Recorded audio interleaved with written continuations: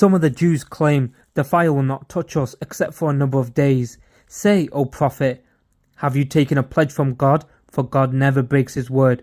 Or are you just saying about God what you do not know?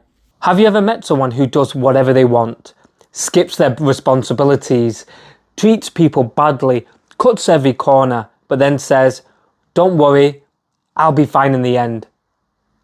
Like they've already given themselves a free pass for consequences they haven't even faced yet, because that is exactly what these verses are calling out, and it was written over 1,400 years ago. So we're in the Quran, chapter 2, and God is addressing a group of people who genuinely believe something wild.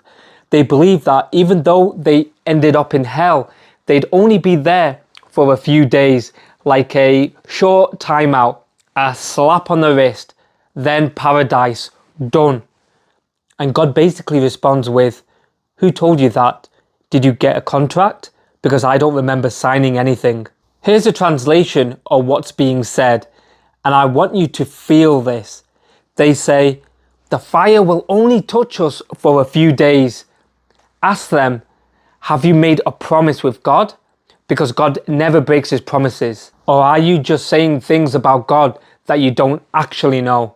That's the gut punch right there. Are you saying things about God that you don't actually know? Because this isn't just a 7th century problem. This is the guy who says God is forgiving while intentionally doing things he knows are wrong. Banking on that forgiveness like it's a credit card with no limit. This is a person who says, I'll change later, but later never comes.